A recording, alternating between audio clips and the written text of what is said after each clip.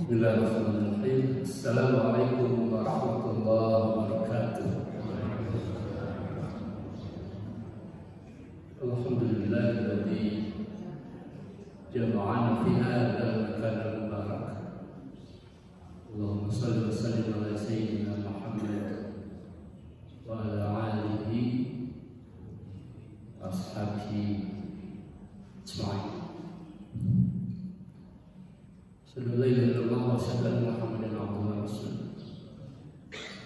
Qala rabbi shrah li sadri wa yassir li amri wa hlul 'uqdatam min lisani yafqahu qawli. Qala Allah ta'ala fi kitabihil karim wa khalaqa kulla shay'in biqadar. Bapak-bapak, ibu-ibu jamaah subuh yang sama-sama mengharapkan ridho Allah Subhanahu wa taala. Alhamdulillah, kita bersyukur pada pagi hari ini diberi kesempatan untuk masih menghirup udara yang sangat cerah ini, yang tentu saja kenikmatan yang tidak semua orang mengingatnya tentang udara ini. Kadang-kadang kita melupakannya, udara sesuatu itu sangat berharga. Tapi kadang-kadang kita lupa untuk bersyukuri terhadap udara yang kita hirup selama ini, dan mudah-mudahan kita masih selalu diberi kesempatan untuk menghirup udara yang Allah. Bapak-bapak ibu yang saya hormati, terima kasih kepada kami Haji Hidayat untuk memberikan kesempatan kepada saya untuk berbicara di hadapan jamaah Al-Mukarramun yang dimuliakan Allah Subhanahu wa taala. Dan saya mohon izin untuk duduk di depan Bapak Ibu semuanya Al-Mukarramun Baraham dalam rangka untuk memenuhi undangan dari kami. Tentu saja mungkin Bapak Ibu masih kenal dengan saya karena sebetulnya sering kali jamaah sering di sini, dan wasilah karena Hidayat saya bisa silaturahmi di hadapan Bapak Ibu semuanya yang dulu sudah pernah bareng, lama bareng dulu dengan Hidayat tahun berapa, jadi tahun 90-an tuh berapa kita bareng di kelas. Jadi mohon jangan siapa itu yang duduk di depan itu, sebetulnya sudah kami ikut jamaah di sini. Bapak Ibu hadirin semuanya yang dimuliakan oleh Allah, pada pagi hari ini kita ingin berbicara mengenai salah satu daripada rukun iman. Tadinya kita ingin membahas tentang hadis-hadis dari Bulughul Maram, tapi katanya sudah dihancam sebelumnya, sudah habis. Kira kalau Bulughul Maram sudah habis, wah itu sudah hebat, karena semua kegiatan ibadah ada di situ semuanya. Jadi saya kira ilmu Bapak Ibu semuanya sudah sangat banyak. Makanya saya lihat di situ tidak ada unsur akidah, tidak berbicara tentang akidah. Yang di Bulughul Maram syariah semuanya. Dalam hal ini membawa judulnya adalah qadar ataupun apa istilah itu, yang merupakan salah satu dari rukun iman yang 6 tentu saja. Yang paling pertamanya jelas iman kepada Allah Subhanahu wa taala. Dan iman kepada Allah Subhanahu wa taala menjadi starting point, menjadi apa istilahnya awal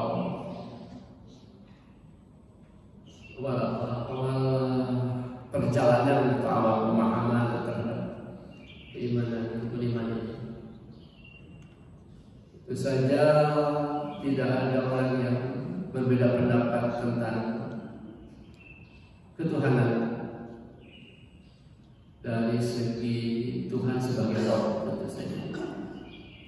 Meskipun dari segi Tuhan sebagai Allah, tentu tidak semua orang sepakat ataupun mengesahkan. Karena dimensi Tuhan itu punya dua secara garis besarnya kalau bisa memahaminya. Meskipun yang lainnya mungkin ada beberapa dimensi Tuhan itu atau fungsi Tuhan. Kalau saya membaginya cuma dua saja, ada Tuhan sebagai Allah dan Tuhan sebagai Rabb.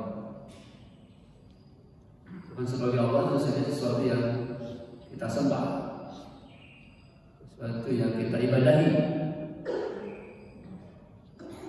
Nah, di dalam hal ini tentu tidak semua orang sepakat kalau Allah itu adalah sesuatu yang diibadahi atau disembah. Karena ada di antara mereka yang tidak mengakui tentang keesaan Allah Subhanahu wa Ta'ala. Dengan kata lain, ada pihak yang memang tidak mau mengakui tentang keesaan Allah Subhanahu wa Ta'ala karena mereka berpikiran mereka punya banyak Tuhan yang mereka sembah. Tapi apa yang mereka sembah itu ketika diminta menjadi seorang suatu zat Rabb umpamanya, maka Tuhan mereka tidak mampu untuk menjadi Rabb itu. Padahal sebetulnya kalau sesuatu itu ingin dibilang tadi disebut Allah, harusnya juga atau yang disembah harusnya juga dia bisa menjadi Rabb. Karena itu sebuah kausalitas ataupun yang hak dan kewajiban yang memang tidak bisa dipisahkan.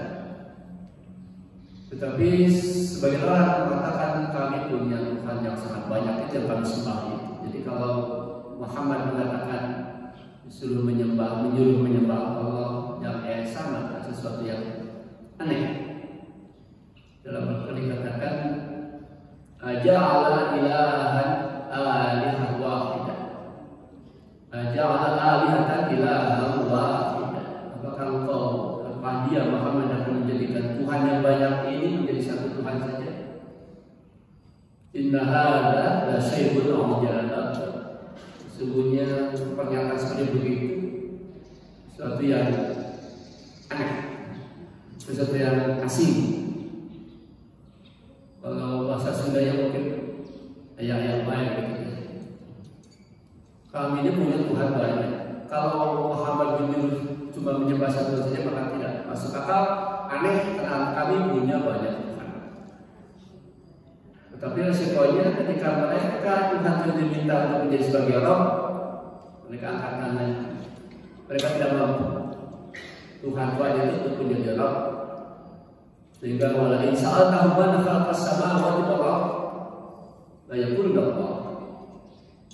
Ketika dimintai pertanggungjawabannya sebagai Rabb, mereka mengangkat tangan dan mengatakan Allah. Tapi ketika diminta untuk menyembah, tidak mau, karena kami punya banyak Allah, banyak Tuhan. Tapi ketika dimintai pertanggungjawabannya sebagai Rabb yang melakukan sesuatu, tentu klasifikasinya atau definisinya kalau Allah itu adalah apa-apa yang kita lakukan secara vertikal itu adalah berarti kita mengakui atau mengaku tentang keuluhiyah Allah. Dan sebaliknya tindakan Allah kepada hamba-Nya itu adalah rububiyah Allah, Tuhan sebagai Rabb. Sehingga tidak bisa dipisahkan. Kalau ini bilang Allah harus jadi Rabb. Kalau ingin memperoleh hak untuk disembah, maka harus punya kewajiban untuk apa? Memberikan sesuatu, melakukan sesuatu terhadap yang menyembah. Kalau berpijak kepada hadis ada yang bisa berbunyi Mahakullah al-ibad, hakullah al-ibad ya'buduhu wa la yusyriku bihi syai'an. Apa hak Allah? Apa yang harus diterima oleh Allah dari hamba-Nya? Rasul mengatakan ya'buduhu wa la yusyriku bihi syai'an. Hendaknya menyembahnya dan tidak memusyrikannya. Menyembah dan tidak memusyrikannya. Dua statement ini, dua kalimat ini yang tidak boleh dipisahkan antara ya'buduhu wa la yusyriku bihi syai'an.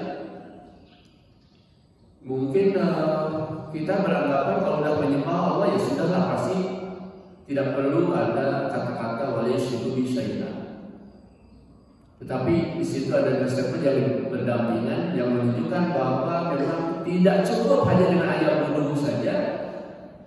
Karena kalau ayat bunuh saja tidak menyembahnya, mungkin saja juga bisa menyembah yang lain. Maka dia kata-kata wala yusyriku bi syai'an berarti mengesahkan banget sesuai dengan la ilaha illallah. Dan tentu saja kalau cuma yang dulu seperti yang dimintai oleh orang-orang kafir itu adalah musyrik itu apa? Mengajak Rasulullah SAW menyembah setengah-setengah, setengah-setengah. Mungkin hari ini kami menyembah Tuhanmu ya Muhammad. Kemudian pada kesempatan yang lain, engkau yang Muhammad harus menyembah Tuhan kami. Kalau hanya yang dulu saja, maka bisa ada setengah-setengah dalam peribadatan. Tapi tentu saja dibantah secara langsung dengan surat Al-Kafirun. Qul ya ayyuhal kafirun la a'budu ma ta'budun. Sampai akhir ayat sini. Bahwa di situ memang tidak ada setengah-setengah dalam peribadatan. Tidak ada join sharing dalam peribadatan. Meskipun suka diambil sebagian ayatnya saja dari laku di lubuk waliyadinya dianggap sebagai ayat untuk bebas beragama. Bebas-bebas saja untuk memeluk agama. Padahal kalau berangkat dari awal ayat itu adalah justru menunjukkan tidak boleh adanya berserikat dalam beribadah. Tapi kita sudah mengambil sepotong ayat akhirnya saja menunjukkan itu kita bebas beragama dong. Agama kamu, agama saya, agama saya. Dengan laku di lubuk waliyadinya. Tidak melihat dari awal ayat itu pada sebetulnya kebalikan 180 derajat. Bahwa ayat itu menunjukkan tidak bolehnya ada persembahan yang lain selain kepada Allah. Konsekuensi dari Allah yang disembah, yang desa, dia juga harus esa dalam menjadi Rabb. Menjadi Rabb berarti beliau, dia zat yang disembah itu harus menjadi Rabb, berarti dia harus melakukan sesuatu kepada hamba. Sebagai konsekuensi dari Allah yang disembah. Maka Allah yang disembah, kalau kita berani mengatakannya, memiliki kewajiban untuk melakukan sesuatu. Sebagai konsekuensinya dengan kata-kata hadis adalah wa ma ibadah Allah, apa hamba atas Allah, apa yang harus diterima oleh hamba dari Allah. Rasul menjawab, ini dia Allah Muhammad sama Rasul, Allah yu'adzibahum, tidak mengadabnya. Kalau Allah disembah, maka berikutnya punya kewajiban. Sekali lagi dalam tanda petik kalau kita berani mengatakan kewajiban kepada Allah. Karena memang teksnya begitu, hakullah wa hakul ibad, berarti hak dan kewajiban. Kalau hak kan kalau awalnya kebalikan dalam kewajiban. Dan eksplisit banget mengatakan hakul ibad Allah yu'adzibahum, tidak mengadabnya. Yang harus terima dari Allah terhadap hambanya, yang harus diterima oleh hamba dari Allah dalam bentuk tidak diadab oleh Allah idza fa'alu dzalik. Tentu saja kalau melakukan tadi apa? Yang dulu wala yusyriku bi syai'an. Sehingga itu menjadi kausalitas atau apa istilahnya sebab akibat yang tidak mungkin bisa dipisahkan satu sama lain. Sehingga tadi sekarang paling jadi Allah harus jadi Allah. Tentu saja Allah yang dibangun tidak mengadab kita dengan berbagai bentuk-bentuk hal-hal yang tidak mengenakan. Adab itu sesuatu yang tidak mengenakan. Jadi apapun fasilitas dan diberikan oleh Allah kepada kita sebagai konsekuensi logis dari kita menyembah Allah. Sehingga kalau begitu ininya kesimpulannya atau pemahamannya, maka sebetulnya selama kita belum pure mengesahkan Allah, maka mungkin berarti jangan disalahkan kalau ada masih menyimpangkan. Karena konsekuensi logis kausalitas yang mendukung oleh segi saya kemudian alih dari bawah. Tidak ada celah-celah yang menyebabkan celah-celah kemusyrikan, kemunafikan, maka berikutnya juga celah-celah untuk diadat akan tetap ada. Karena memang kausalitas seperti begitu. Tentu saja sekali lagi yang kata-kata Allah yang dibangun dengan berbagai fasilitasnya ataupun anak cucu yang ada di dalam ungkapan Allah yang dibangun macam-macam bisa saja dalam itu. Kemiskinan adalah sebuah adab, kebodohan adalah sebuah adab, dan disebut sebagai hal yang tidak mengenakan itu sebuah adab bagi kita dan akan masih terkena kalau kita tidak memurnikan, mengesahkan Tuhan sebagai Allah. Meskipun tentu saja itu adalah susah untuk diperoleh, bisa diperoleh untuk tidak turunnya adab ini karena memang kitanya tidak bisa pure banget menyembah Allah dan tidak musyrik, masih suka terkena fluktuasi. Ya. Baik, itu sekilas tentang tentu saja rukun iman yang pertama yang kita harus esahkan baik sebagai Allah ataupun sebagai Rabb, jangan seperti orang-orang musyrikin yang tidak mau konsisten. Mereka ingin menganggap Tuhan sebagai Rabb tapi tidak mau menganggap Tuhan sebagai Allah. Bapak Ibu yang saya hormati, yang sama-sama dimuliakan oleh Allah Subhanahu wa taala. Tentu saja berikutnya rukun iman yang lainnya kita sangat pahami, tapi berikutnya yang terakhir adalah iman kepada qada dan qadar ini kadang-kadang menjadi permasalahan dalam kehidupan kita karena berhubungan dengan apa yang pandangan hidup juga sih, sehingga kadang-kadang menjadi ramai. Nah, ini apa? Itu siapa? Dan kedudukan kita terhadap qadar seperti apa? Tentu saja merupakan salah satu iman dan yang enam kalau kita mengenal.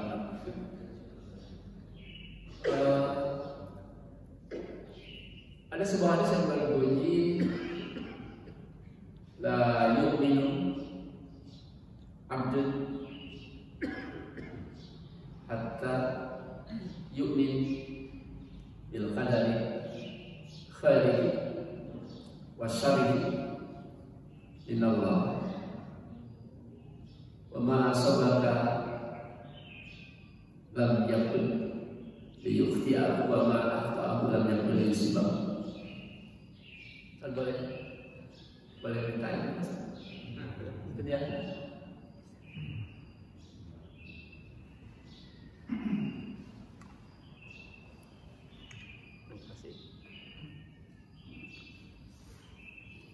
Tentu saja di dalam ayat dikatakan khalaqul asya'a biqadarin dan sebagainya. Berbicara dari qadar ini bisa berpengaruh atau memberikan pemahaman atau memberikan banyak filsafat hidup juga sih. Entah yang mengarah kepada Qadariyah, entah yang mengarah kepada Jabariyah, atau yang mengarah kepada kekuatan manusia sebagai agen, sebagai pelaku, punya kebebasan sendiri, punya kekuatan sendiri, atau yang mengarah kepada Jabariyah yang segalanya ditetapkan oleh Allah. Dan ini bisa berpengaruh kepada pandangan hidup keseharian. Tentu saja kalau dulu dengan cara kita ada istilah apa? Ya, ilmu kalam gitu ya, yang dibicarakan di situ adalah tentang Jabariyah Qadariyah. Nah, hadis itu mengatakan tentu saja sebagian dari beriman tidaklah beriman seseorang hamba kalau dia tidak beriman kepada qadar, baik qada baik qadar yang baik ataupun yang jelek, yang datang dari Allah Subhanahu wa Ta'ala. Dan apa yang menimpa kita ini tentu tidak luput dari pengawasannya, dari perhatiannya. Dan yang luput dari pengawasannya tentu saja tidak akan menimpa kita. Dengan kata lain, begitu kita harus percaya tentang itu, bahwa qadar atau apa istilahnya, ada berapa peristilaan yang biasa kita dengar tentang itu, dan seperti apa klasifikasinya atau definisinya. Ya tentu kalau di mahasiswa mungkin dibahas detail tentang itu, definisi dari qadar, apalagi takdir, itu menjadi pembicaraan saja. Sehingga ya kalau kita mungkin agak susah membedakan apa itu qadar, takdir, qada, dan yang kita lakukan ini diperkirakan apa. Kalau boleh saya memberikan pemahaman, ada peristiwa-peristiwa itu, kalau saya ada memahaminya atau mendapatkannya peristiwa yang berhubungan dengan nasib. Ada yang namanya takdir, ada yang namanya qadar, ada yang namanya qada, dan ada yang namanya hukum. Mungkin yang jarang dibicarakan dalam hal itu ya, hukum. Pembagiannya kalau di qadar sebetulnya takdir, qadar. Tapi sebetulnya pemahaman saya ada yang tindak lanjutnya yang berupa hukum. Untuk membedakannya, kalau takdir dari bahasa Arab fi'il madhinya qaddara, yuqaddiru takdir. Berarti di Indonesia hanya menetapkan sesuatu. Menetapkan sesuatu. Kalau yang dikatakan menetapkan sesuatu, berarti sebuah proses. Kalau takdir, tindakan, proses untuk menentukan sesuatu, untuk menetapkan sesuatu. Jadi kalau takdir masih bersifat actionnya, masih proses untuk membuat sesuatu. Kalau dikiaskan kepada istihad, mungkin istihad, ya, tindakan untuk melakukan sesuatu, tindakan untuk memperoleh sesuatu, tindakan untuk mengistimbat atau memperoleh sesuatu. Jadi masih proses sebuah tindakan. Yang berikutnya, tindakan itu atau proses apa hasilnya dari penetapan itu. Maka saya memahaminya, penetapan atau hasil dari ketetapan itu, hasil dari takdir adalah al-qadar, tsumma al-qada, tsumma yang terakhir saya memahaminya al-hukum. Dan semuanya itu adalah ketetapan Allah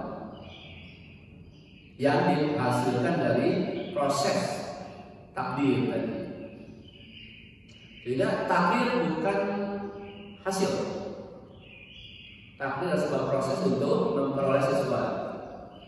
Yang berikutnya hasil dari takdir itu adalah qadar. Apa itu qadar? Saya memahaminya qadar itu adalah ilmu Allah. Atau kalau dikiaskan kepada kehidupan kita, qadar itu adalah niatan kita kalau kita berniat. Kalau kita akan melakukan sesuatu, ketika melakukan sesuatu kita berniat untuk melakukan sesuatu, itu qadar. Dan di ayat-ayat itu yang menunjukkan tentang ilmu Allah. Artinya apa? Qadar ini adalah produk dari takdir yang masih di ranah ilmu Allah, masih di area ilmu Allah, masih dalam niatan ilmu Allah. Kalau gampangnya, niatan itu kemudian dikodifikasikan, niatan itu kemudian dituliskan menjadi sebuah qada. Sehingga di dalam ayat-ayat banyak banget yang menunjukkan tentang bahwa ataupun kita juga bisa ngomong sudah tertulis, sudah tertulis di zaman azalinya, berarti itu qada sudah dikodifikasikan. Yang tadinya niatan itu kemudian kita program niat tadi, kemudian kita agendakan dalam sebuah buku catatan harian. Niat kita itu. Apa niat kita umpamanya? Kalau katakanlah kita ingin tahajud malam hari, niat. Kemudian niat itu kita tuliskan apa saja sih akan dilakukan. Kalau mau tahajud berarti, kalau betul-betul berniat tahajud berarti ya kita tidur lebih cepat, menyediakan air untuk wudhu, pasang alarm dan seterusnya. Dituliskan, sehingga itu sudah menjadi program yang tidak mungkin dirubah.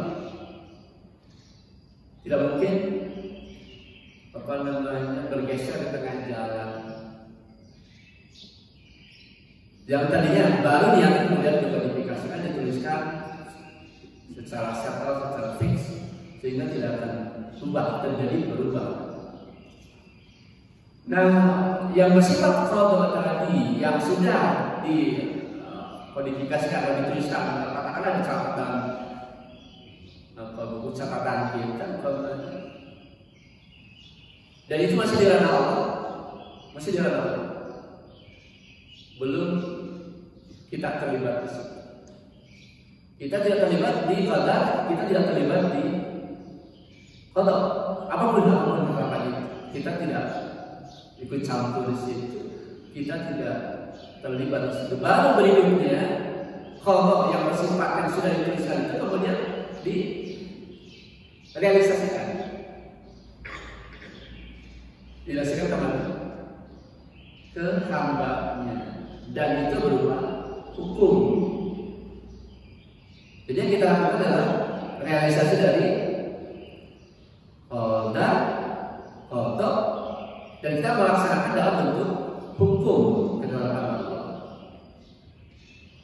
Dan tentunya kita paham ketetapan Allah itu cuma dua, sebagai besarnya suruhan dan larangan. Tidak apapun yang kita lakukan adalah dua klasifikasi. Kalau tidak suruhan ya larangan, kalau tidak kewajiban ya keharaman.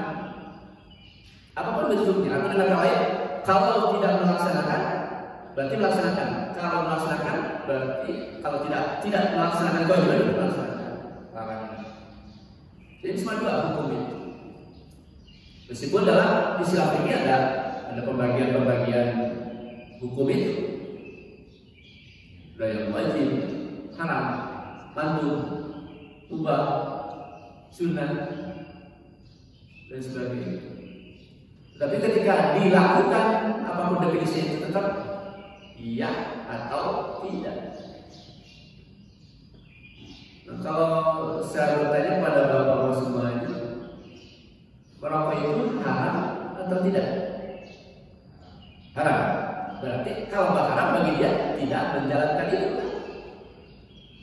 Tapi yang lain mengatakan enggak atau wajib barangkali. Maka kewajiban itu melaksanakan itu. Begitu pula kalau makan itu wajib atau sunnah, mubah. Mubah berarti kalau mubah bagi yang melaksanakan berarti melaksanakan, bagi yang tidak. Jadi cuma dua sebetulnya, yes or no. Nah atau enggak. Hukum cuma dua. Nah itu di ranah itu kita melakukan. Di ranah itulah dalam hukumlah kita melaksanakan yang tadi dalam qada itu kemudian dilandingkan kepada manusia.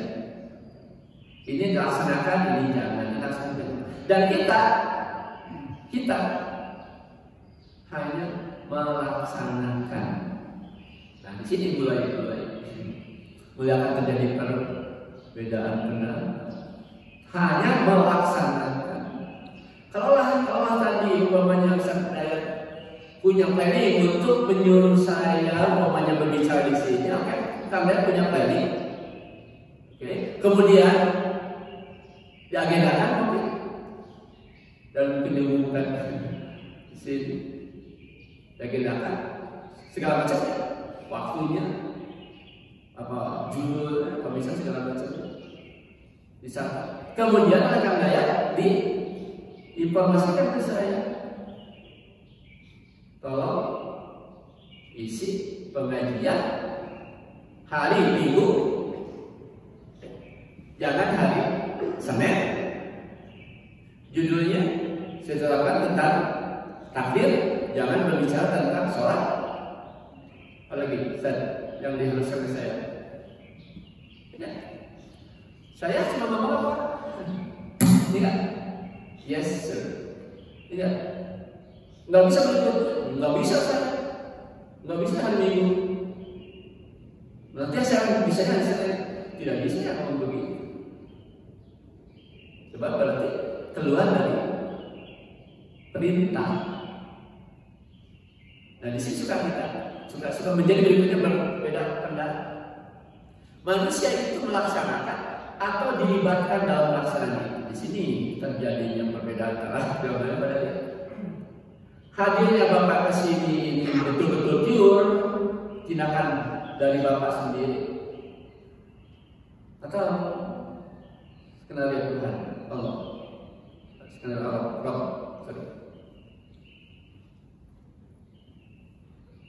Nah, di situ menjadi berbeda pendapat. Kalau mau hadis tadi mengatakan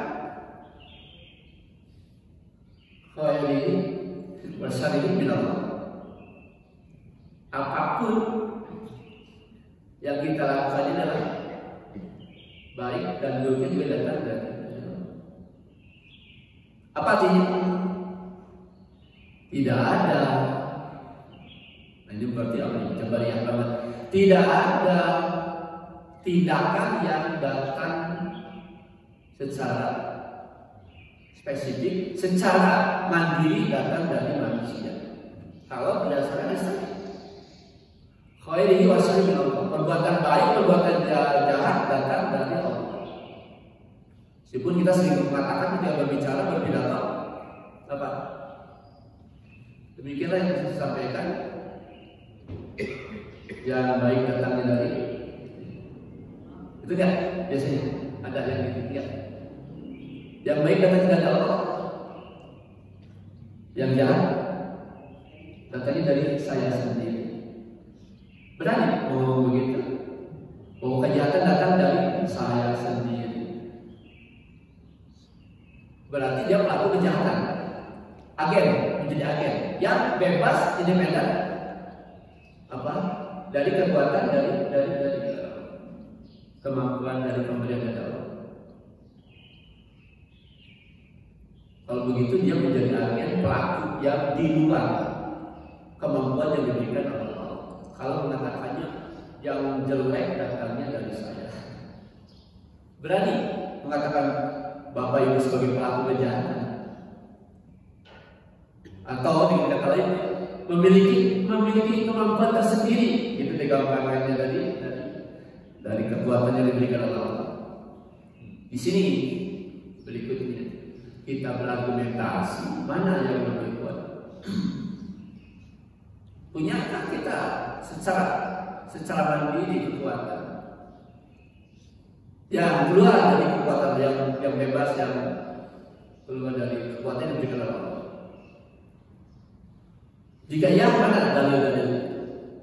Jika tidak, mana dalil-dalilnya? Karena itu bisa memiliki berikutnya menimbulkan kepada falsafah kehidupan atau apa ya, ide yang berikutnya menjadi mungkin fatalistik berikutnya bagi sebagian orang, atau mungkin bagi sebagian yang lain mungkin terlalu menyombongkan dengan kekuatannya. Tentu kita pahami itu dan kita kaji dan kita keluarkan dalil-dalilnya. Di antara dalil ayat Al-Quran yang biasa dipakai untuk itu adalah Innallaha, ketiga, Innallaha yughayyiru ma biqaumin hatta yughayyiru ma bi anfusihim. Itu yang biasa dipakai, justifikasi oleh siapa? Oleh siapa? Oleh yang mengatakan manusia punya kekuatan, atau oleh bahwa manusia tidak punya kekuatan apa-apa. Biasanya itu dipakai oleh orang yang bahwa manusia punya kekuatan. Ayat ini dipakai. Sesungguhnya Allah tidak akan merubah nasib satu kaum. Itu mungkin kalau satu terjemahannya apa? Berikutnya apa? Sebelum gitu. Sebelum kaum itu sendiri merubah nasibnya, itu yang biasa kita dengar terjemahan dari itu. Sesungguhnya Allah tidak akan merubah nasib satu kaum, dan kata terjemahannya sebelum kaum itu merubahnya sendiri. Apa kesimpulan dari statement kayak gitu? Berarti Allahumma kumaha ulang begitu banyak.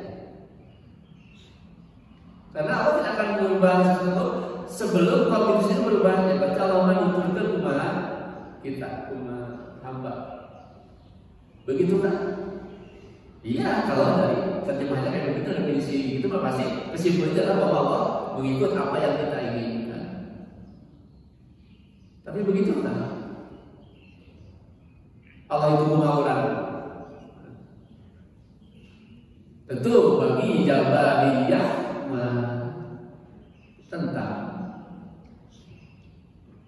ditentang Jabariyah karena itu memaksa Allah gitu. Ya kalau ya yang itu memaksa kira-kira kepada Allah untuk mengikuti apa yang dikehendaki oleh manusia sendiri.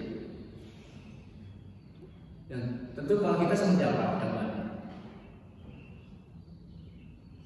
Yang lagi memberi tabung, beli tabung siapa? Beli tabung sampai jam? Jadi kasih tahu kecuali kalau ada pertanyaan nanti kita silahkan saya buka pertanyaan atau langsung akan tanya instruksi. Baik, nah yang Jabariyah berargumentasi, iya kalau begitu terjemahannya pasti di situ ada nada-nada, ada pemahaman kalau manusia di situ berarti punya kekuatan dan Allah mengikutinya. Kalau terjemahannya kayak begitu. Tapi kalau melihat daripada apa teks keseluruhan sebelum ayat itu potongannya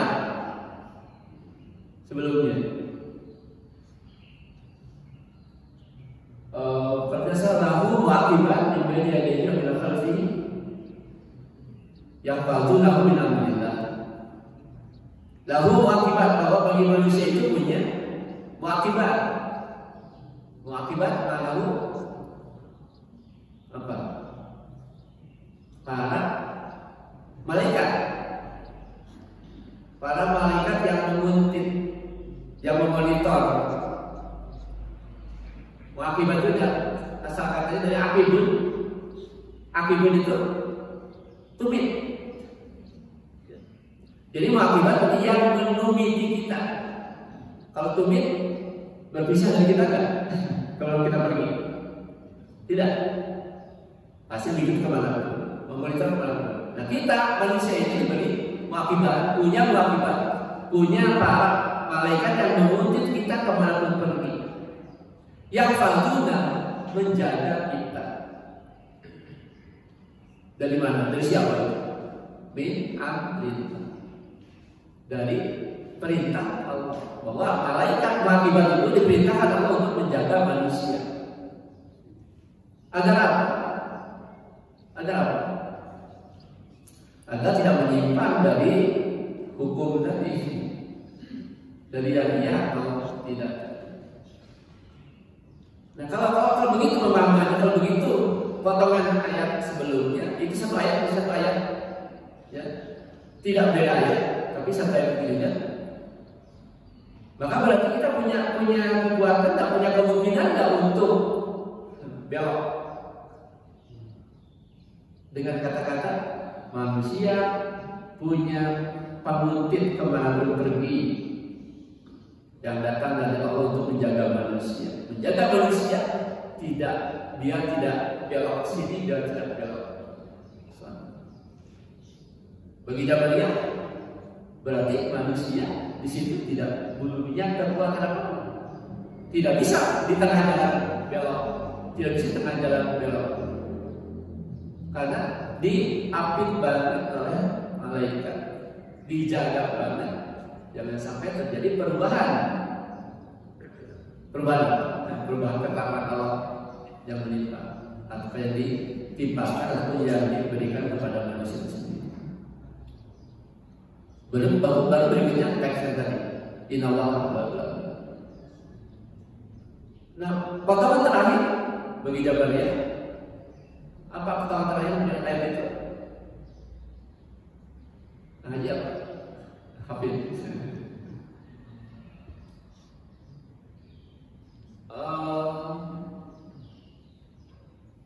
Apa ya ayatnya?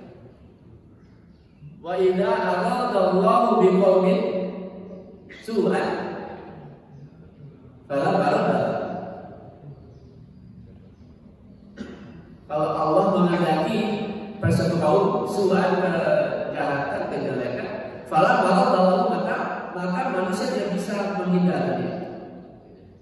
Tidak ada jalan untuk menghindari. Kalau begitu, kesimpulannya apa ya? Potongan yang terakhir itu. Berarti manusia tidak bisa untuk menghindar dari apa yang Allah tetapkan. Pertama, tadi menyatakan bahwa manusia tidak bisa, tidak akan berubah karena diapit banget. Terakhir, juga manusia tidak bisa melakukan perbaikan atau kalau menghendaki kejahatan. Di tengah-tengahnya ini, di antara yang ayat pertama, potongan pertama yang kedua ini, gimana nasibnya? Yang itu dipakai oleh Qadariyah yang punya kekuatan manusia itu, dipakai ayat Qadariyah yang menunjukkan bahwa manusia punya kekuatan. Boleh dibedakan ini, yang tengah-tengah ini. Maka Jabariyah mengatakannya harus disesuaikan. Tidak mungkin awalnya begini, akhirnya begini, tapi tengahnya begitu. Sekali lagi ini dalam satu ayat, bukan beda ayat, masih satu ayat. Bagi Jabariyah tidak mungkin begitu yang setengah itu berbeda dengan sebelum dengan yang sesudah. Apa itu? Sebenarnya apa itu pemahaman dari Jabariyah? Terjemahannya menjadi begini kalau Jabariyah. Allah tidak akan berubah nasib suatu kaum hatta, dari hatta itu permainan. Kalau kita dalam bahasa Indonesia, bahasa Sunda, hatta itu apa? Hatta. Nah, ya apa itu tadi kita? Kita itu sudah nggak bakal bisa apa hatta. Apa hatta di seluruh bahasa kita Indonesia sudah. Bahkan itu apa? Walaupun ya enggak, apalagi tidak. Nah di sini bisa menjadi berikutnya ada format. Nah Jabariyah mengatakan Allah tidak akan merubah nasib satu kaum walaupun hatta manusia merubahnya. Hatta manusia merubahnya, Allah tidak akan merubah nasib satu kaum. Walaupun hamba itu mau mencoba berubahnya. Nah, kalau begitu, apa kesimpulannya? Sama dengan yang tadi? Beda. Di sini mah berarti menunjukkan bahwa manusia tidak punya kekuatan. Hatta engkau mau merubahnya, wahai kaum, wahai hamba, Allah tidak akan merubah nasib satu kaum. Apapun cara yang kau ingin lakukan, sehingga menjadi match apa? Lurus antara sebelum, tengah, dan terakhir. Maka bagi Jabariyah itu adalah ayat tetap yang menunjukkan manusia tidak punya kekuatan apapun, tidak bisa merubah apapun, karena runtutannya kayak begitu. Kok bisa-bisanya Qadariyah memotong, kata Jabariyah, memotong yang setengah di awal di tengah itu berbeda dengan sebelumnya dan dipahami secara berbeda? Tentu tidak fair, kata Jabariyah. Harus lurus. Tadi masih dalam satu ayat. Ya, ayat itu bagi Jabariyah tetap manusia tidak punya kekuatan apapun. Qadariyah mau tidak begitu. Nah, di situ kita memahami yang mana. Tentu akan berbagai pertanyaan. Ya kalau gitu ngapain? Ya nggak begitu kan? Kalau diterangkan kalau gitu ngapain kita kalau gitu. Pasti akan pertanyaannya dan itu juga dilontarkan oleh sahabat Rasul. Apakah kita tidak menyerahkan aja kepada yang ditakdirkan oleh Allah itu? Ya Rasulullah mengatakan ya pokoknya kerjakan aja. Waktu malu lakukan aja lah apa yang diperintahkan. Nah mungkin kita silakan menimbulkan berbagai pertanyaan. Bagaimana yang kita lakukan yang bersifat hukum tadi? Di mana kebebasan kita sebagai manusia? Nah, kalau berangkat dari situ tidak ada dalil yang mengatakan kalau manusia punya kekuatan. Ada lagi yang ini biasanya pakai apa? Wahadaina najdain. Enggak. Kami tunjukkan dua jalan. Ada yang najdain. Kami tunjukkan ada yang najdain. Ada lagi ayatnya? Apa lagi? Falhamah fujurah wa taqwa. Fujur, takwa. Nah itu dipahami bagaimana itu oleh Qadariyah, oleh yang punya kekuatan manusia itu. Allah tunjukkan dua jalan. Nah, berikutnya Qadariyah mengatakan kemudian manusia memilihnya. Kemudian manusia memilihnya. Kalau artinya apa? Aktif. Ya, melakukan sesuatu berarti jadi agent, jadi agen perbuatan. Melakukan. Dari mana kata-kata itu? Tiba-tiba ada kemudian manusia memilih. Ayat itu mengatakan wahadainahu najdain. Kami tunjukkan ya fujur sama takwa. Seperti tadi kata Hidayah, saya suruhkan kamu datang hari ini, tunjukkan. Kemudian saya mau berikutnya sekedar mengkaget tadi disuruh kata Hidayah itu. Dari mana itu datangnya? Kata-katanya cuma saya tunjukkan ini datang jam ini hari ini, jangan datang jam itu. Apa sebelumnya belum menentukan apabila saya melakukan respon berbeda dari yang sehari? Tidak. Saya menuruti apa yang ditunjukkan. Jabariyah mengatakan begitu. Tapi pada mengatakan kemudian manusia memilih.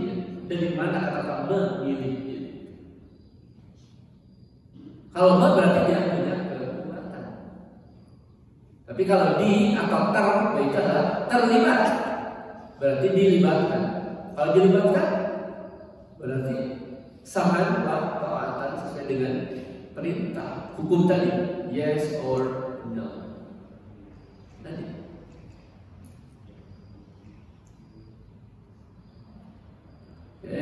Sehingga nggak ada celah manusia punya kekuatan menjabari. Nah itu berikutnya, kalau gitu ngapain? Kalau itu ngapain kan? Kalau itu ngapain kita belajar? Ngapain segala macam? Kalau tidak akan terjadi perubahan, umpamanya. Bagi Qadariyah mungkin ada perubahan karena begitu pemahamannya. Tapi bagi Jabariyah nggak ada perubahan. Semua yang kita lakukan baik yang bersifat iya atau tidak itu berasal dari niatan Allah, kemudian dituliskan oleh Allah, kemudian dilandingkan kepada manusia, diinformasikan kepada manusia untuk melaksanakan itu. Tidak ada sedikit pun manusia itu campur untuk menentukan.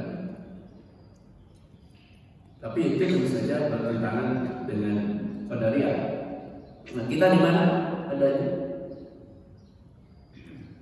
Jawabannya kan kita terlalu. Nah, paling untuk menjembataninya, oke lah ayat yang innallaha la yughayyiru adalah ayat yang kita pahami biar kita bisa kedua-duanya. Apa? Oke lah bagi Jabariyah itu dipahaminya bahwa manusia memang diperintahkan untuk berikhtiar. Karena sih ada perintah juga kita diperintahkan untuk melakukan untuk berikhtiar itu. Tapi itu juga dari diarahkan oleh Allah Subhanahu wa Ta'ala sendiri. Sehingga tidak menafikan eksistensi manusia. Sesuai dengan perintah juga kita diperintahkan untuk berikhtiar. Tapi berikhtiarnya bukan tapi diarahkan juga ikhtiar itu semuanya. Sehingga itu bisa dikatakan dikatakan qadariyah, tapi bentuknya begitu, diperintahkan untuk berikhtiar dan kita yang berikhtiar untuk berikhtiar. Karena bagaimana akan landingnya kalau Allah sudah melibatkan kita juga. Nah, kalau boleh kita ilustrasikan sebetulnya berarti bagi Jabariyah apapun semuanya datang dari Allah. Tidak ada kesempatan sedikit pun bagi manusia untuk menjadi agen untuk semuanya diataskan. Baik, Bapak Ibu sekalian, itu sebagai mukadimah atau paparan atau tawaran untuk berdiskusi. Ayo kita beri kesempatan kepada Bapak Kalman. Silakan tanya. Boleh bertanya ya Pak? Mohon banget di mana? Assalamualaikum warahmatullahi wabarakatuh. Waalaikumsalam warahmatullahi wabarakatuh. Saya sering mendengar yang mengatakan bahwa doa itu bisa mengubah takdir. Nah, apakah karena kan kalau saya berpendapat bahwa takdir itu apakah sudah given atau memang demikian gitu? Mohon penjelasannya saya. Terima kasih. Iya, berarti kalau Jabariyah given, enggak dari mulai niatan Allah kemudian dipadarkan, yang kalau itu padar, yang kalau kemudian dituliskan oleh Allah, kemudian dilandingkan untuk hukum. Kalau Jabariyah kayak gimana? Dan ya baik. Hadis itu berbunyi, bunyinya la yuradul qada ila du'a gitu ya. Itu potongannya. La yuradul qada illa du'a. Kemudian terjemahkan tidak ada yang bisa menolak qada, ketetapan yang sudah dituliskan. Di sini berikutnya kecuali ada apa? Kecuali dengan doa, gitu ya, Ibu. Bagi saya, dari mana kata-kata dengan itu? Bunyinya cuma mau nulis sampai di sini dengan bodnya. La yuradul qada illa du'a. Bukan la yuradul qada illa bid du'a. Tidak ada kata-kata dengan. Dari mana definisi kata-kata dengan itu adanya? Kan bunyinya cuma la yuradul qada illa du'a. Tidak ada dengan itu dari kata apa? Terjemahan dengannya. Berarti apa sebetulnya terjemahannya? Doa qada itu tidak bisa dirubah. Yang hanya cuma doa yang ada. Nggak ada kata tengahnya. Yang kita lakukan cuma bisa berdoa. Al-Qadha Tayyurah. Kalau itu tidak bisa ditolong. Yang bisa kita lakukan hanya berdoa. Dan sangat banyak ayat yang menunjukkan bahwa kita sebetulnya hanya berdoa berikutnya. Banyak di hadis sudah tentang yang sudah yang disiksa di dalam kubur itu. Rasul mengatakan berikutnya di akhirnya fasawfa yuhasabu hisaban yasira, mudah-mudahan Allah atau dia dihisab dengan hisaban yang ringan. Mudah-mudahan doa. Nah, yang kita berdoa. Jadi tidak ada dengan doa itu tidak bisa dirubah. Yang bisa didapat hanya berdoa, mudah-mudahan begitu deh, terhadap apa yang akan menimpa kepada kita itu sendiri. Makanya kita diperintahkan untuk berdoa kalau mau apa gitu deh. Dan kita apa? Ya minimal siap terhadap apa yang akan menimpa kita itu. Sehingga kalau siap nggak kaget tidak. Enggak. Mungkin kalau Bapak Ibu nggak siap, kaget. Tidak. Tapi kalau Bapak Ibu siap, kalau saya akan ya fine aja. Begitu pun nanti kalau kita berberikan atau makan, siap kita dengan apa yang akan menimpa kita. Ya Allah, kami bersama-sama dalam doa itu. Sehingga berikutnya kalau terjadi sesuatu, fine. Beda orang dengan orang yang siap dan yang tidak siap beda. Respon terhadap sesuatu. Maka kita hanya dimintakan untuk berdoa, mudah-mudahan gimana, apakah kuat segala macam dalam menerima takdir itu sendiri. Jadi apa? Apalagi potongan ayat hadis itu? Apa saja potongannya berikutnya?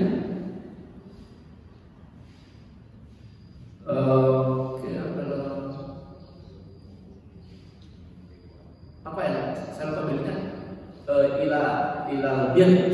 Biar akhirnya bahwa yang wala yazidul umru, nah gitu deh. Wala yazidul umru illa bir. Dan usia itu tidak akan bertambah. Nah ini. Wala yazidul umru illa bir. Usia itu tidak akan bertambah. Hanyalah kebaikan, hanya sebab kebaikan. Usia apa tidak bertambah. Kalau kita mau orang itu panjang usia, bukan usia yang panjang, tapi track recordnya apa? Kiprahnya atau kebaikannya yang menjadi apa dalam panjang usianya. Menjadi diingat semua orang. Nah kita Rasulullah SAW kita mungkin menganggap sekarang masih ini bukan? Karena segala macamnya masih ada dan kita lakukan. Apakah bertambah usia? Tidak. Yang bertambah adalah yang menjadi ingatan, yang menjadi dianggap usia yang panjang adalah track recordnya. Entah baik atau jelek. Sehingga kalau orang baik teringat terus sampai kapanpun. Oh iya, sampai sekarang ada masih ada. Ya, maksud umpamanya sekarang masih ada karena berbagai masih kita lakukan dan stay. Sebaliknya juga orang mereka juga mungkin Bapak Ibu kalau punya kenangan tertentu yang masih terbiasa sekarang dan masih dianggapnya ada. Oke. Ya, jadi juga kita suka mungkin juga termasuk yang pertama akhirnya biar kita panjang umur, jadi lebih panjang umur, tambah umur, apalagi silaturahmi itu kan tadi sebenarnya man albai ayub sabto di rizki wa yusal di ahli palesrohimah. Itu juga dijadikan pijakan bagi orang yang bahwa usia bisa diperpanjang. Pasti umatnya tidak diperpanjang usia itu. Yang diperpanjang adalah apa? Dikoyatnya, apa? Kenangannya. Seperti apa orang baik atau tidak, seterusnya. Jadi itu tidak ada. Menurut saya tidak ada kata-kata dengan biasa dipakai di terjemahkan. Yang ada la yu'minu illa doa, tidak bisa ditolak doa itu. Kita hanya berdoa. Dengan berdoa, mudah-mudahan kita bisa menerima itu, mudah-mudahan kita tidak kaget dengan apa yang akan menimpa kita, karena semuanya berdoa. Jadi dihilangkan dengannya, ya, hilangkan dengannya. Betul kita memahami juga bahwa doa memang tidak ditolak, betul. Tapi itu nggak berhubungan dengan itu. Memang doa tidak ditolak, tapi kan realisasinya ada beberapa macam, gitu ya. Ada yang betul-betul diberikan apa yang didoakan, ada yang ditangguhkan, ada yang diganti dengan yang lain. Itu gak bertentangan dengan itu. Betul doa pasti dikabulkan, tapi tidak untuk berubah yang lain. Karena isi mereka juga bukan illa doa, tapi illa doa. Sedikit banget bedanya, dan itu berpengaruh banget. Jadi agak bingung ya Pak, agak bingung gitu. Karena kan kadang-kadang kita juga dalam sehari-hari berdoa supaya kamu menjadi apa. Jadi seolah kalau saya memahami supaya kamu menjadi apa itu kan ada suatu perubahan gitu. Baik. Nah, kalau Jabariyah mengatakannya itu hanya sekedar indikator gitu, Pak. Ciri.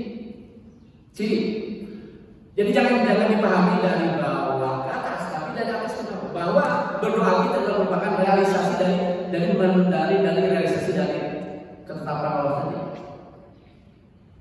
Bukan doa menjadi penyebab timbulnya itu, kan? Tapi doa adalah sebagian dari rentetan yang Allah berikan. Al-Hadis mengatakan kullun muyassarun lima khuliqa lahu. Gitu. Bahwa semuanya apa itu muyassarun, dimudahkan untuk menjadi apa orang itu diciptakan. Jadi apa? Kalau kita ingin pintar, Allah akan memberikan indikator-indikator kepada kita. Ya kita mau berdoa, yang kita mau belajar. Jadi memang kita rentetannya jangan dari bawah, tapi dari atas. Ini loh. Enggak dari bawah, enggak menjadi doa menjadi penyebab itu. Bukan seperti umpamanya. Doa adalah bagian dari akan terrealisasinya apa? Takdir Allah itu gitu. Jadi enggak menjadi penyebab itu. Dan kita berdoa itu, oke, kemudian tadi malam kita habis berdoa tahajud dan kemudian besoknya terrealisasi. Bukan doa yang dibutuhkan situ, tapi itu doa ciri kalau kita bisa akan itu gitu. Dengan doa itu kita akan memperoleh itu. Karena tidak semua orang berdoa. Dan tidak semua orang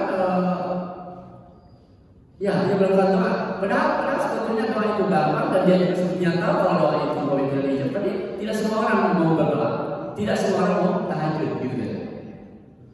Berarti seperti orang yang dikenal sebagai ciri bahwa kita kalau saya belajar di mana ya katakan di kehadisan. Itu seperti Allah memudahkan saya untuk biar tahu di hadisan. Maka saya diperintahkan oleh Allah untuk sampai di situ. Gampangnya kayak gini, maaf kalau masih ada satu ini. Habis. Baik, bikin sebentar, bentar. Saya kasih satu.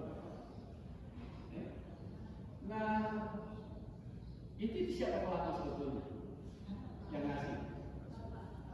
Nah, sekarang anggap saya tidak kelihatan oleh Bapak itu, ya kan? Tidak kelihatan saya oleh Bapak itu. Siapa pelakunya? Ibu tidak bisa melihat saya. Yang ibu lihat adalah dia mengambil.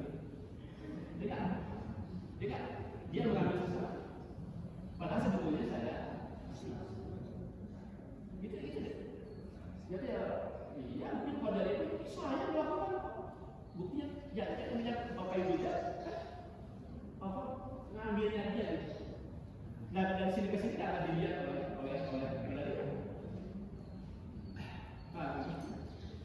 jadi saya yang ngambil. Allah itu kalau manusia dan sebenarnya sebetulnya Allah.